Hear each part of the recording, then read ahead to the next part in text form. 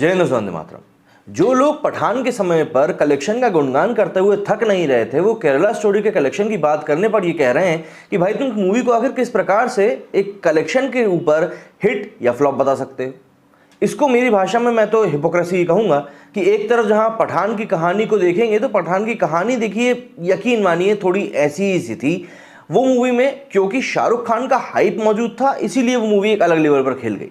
अगर हम लोग केरला स्टोरी की बात करें तो यहाँ पर कोई फेमस डायरेक्टर नहीं है, कोई फेमस अदाकार नहीं है, सिर्फ और सिर्फ कहानी है।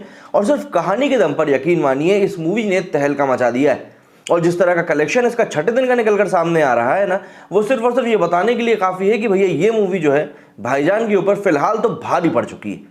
अब आप यही सोचेंगे कि यार सलमान खान के ऊपर ये मूवी आखिर कैसे भारी पड़ सकती है, वो भी तब जब ममता बनर्जी की सरकार ने इसको वेस्ट बंगाल में बैन कर दिया है, वो भी तब जब तमिलनाडु में इसके ऊपर अघोषित बैन लगा हुआ है, वो भी तब जब केरला में लोग इसके प्रति एक बहुत ही नेगेटिव प्रचार कर रहे हैं। और जितने भी भाजपा शासित प्रदेश नहीं हैं वहाँ सभी जगहों पर इस मूवी का विरोध किया जा रहा है। उसके बावजूद भी ये मूवी दिन पर दिन जिस प्रकार का कलेक्शन करके निकाल रही है वो वाकई में काबिल तारीफ है। और अभी इसके जो शुरुआती रुझान निकल के सामने आए हैं मंगलवार के, उसमें भी इस मूवी ने दहाई के आंकड़ों में ही कमाई करी है, जो कि एक काफ़ी अच्छी शुरुआत है।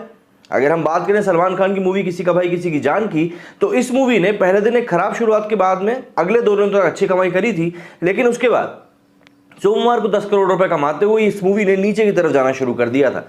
उस बारे में भी हम लोग इस वीडियो में बात करने वाले हैं, क्योंकि किसी का भाई किसी की जान अभी हाल के दिनों में रिलीज हुई सबसे बड़ी फिल्म हम लोग मान सकते हैं, जिससे कि कंपैरिजन किया जा सकता है कलेक्शन के मामले में। और वैसे भी जो लोग ये बोल रहे हैं कि भाई पठान का कलेक्शन बहुत अच्छा था और उसके कलेक्शन की बात कर रहे हैं, लेकिन केरला स्टोरी के कलेक्शन में बात करते हुए ये कहते हैं कि नहीं, हमें पैसे की बात नहीं करनी चाहिए, आप ये देखिए कि मूवी कितनी क्रिटिसाइज हो रही है।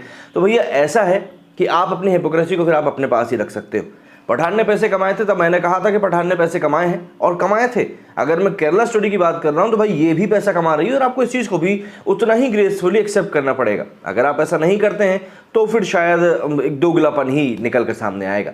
अगर हम बात करें केरला स्टोरी के बारे में तो देखिए, केरला स्टोरी वेस्ट बंगाल में बैन हो गई, लेकिन परसों शाम को बैन होने की जब खबर निकलकर सामने आई, उसके ठीक बाद में खबर ये निकल कर आई कि भैया बाबा योगी आदित्यनाथ ने यूपी में भी अब इसको टैक्स फ्री कर दिया है। साथ ही साथ भाजपा के भी कई सारे ऐसे नेता थे जो कि सपरिवार इस मूवी को थिएटर में देखते हुए नजर आए।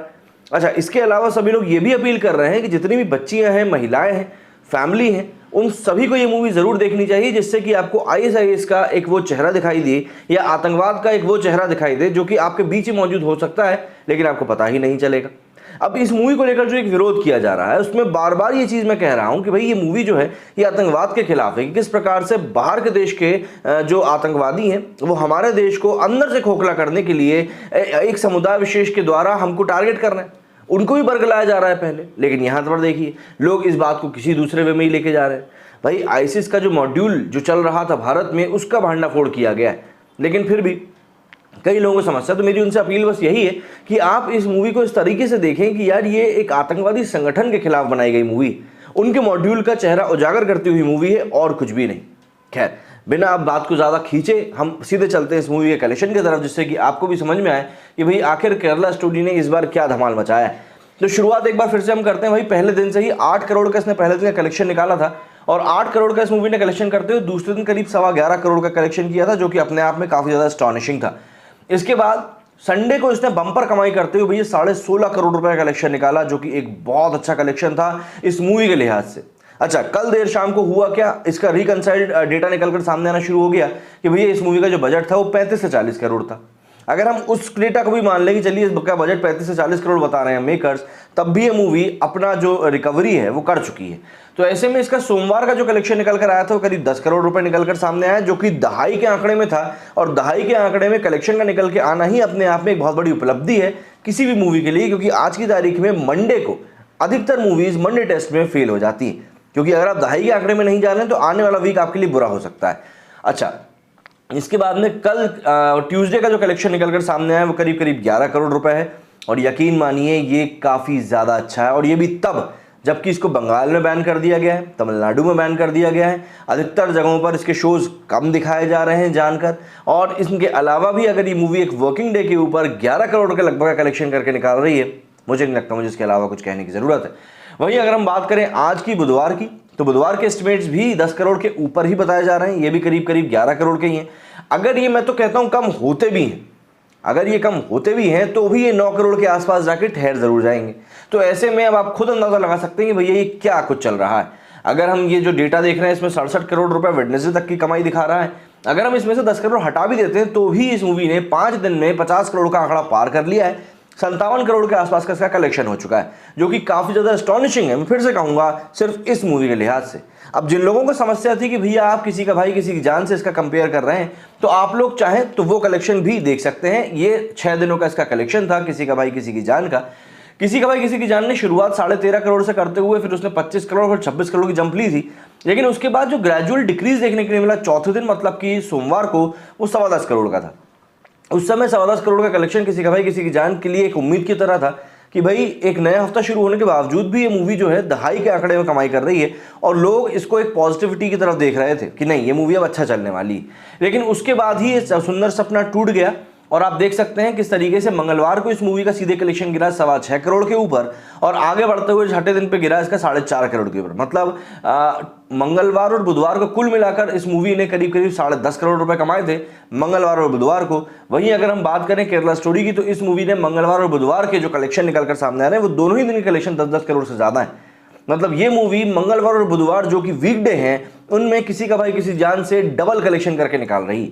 अब देखिए, किसी का भाई किसी की जान में एक अच्छा डायरेक्टर जिसका कि नाम चल चुका है, हेरा फेरी 3 जैसी मूवी मिली हुई है उस डायरेक्टर को, सलमान खान, शहनाज गिल, मतलब कौन कलाकार उसमें नहीं था। पूजा हेगड़े भी आई थिंक उसमें हीरोइन थी। तो एक पूरी सुसज्जित मूवी जिसको कि पब्लिक के सामने काफी ज्यादा प्रमोट किया गया।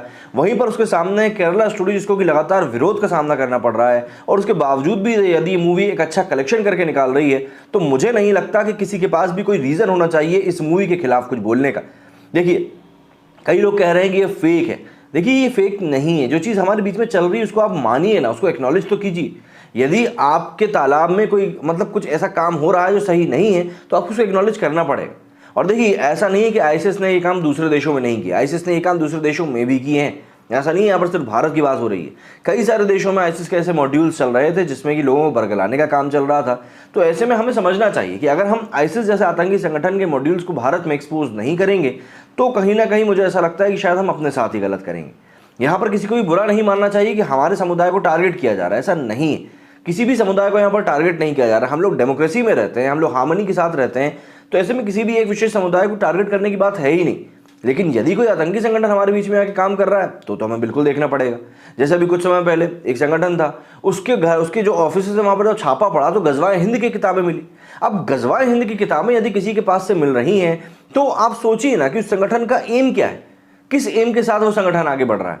तो इन सभी चीज़ों को हमको भी कहीं ना कहीं देखना पड़ेगा, और इन्हीं के साथ हमको समझना पड़ेगा कि इन चीज़ों को हमको किस तरीके से रेडिकेट करना है।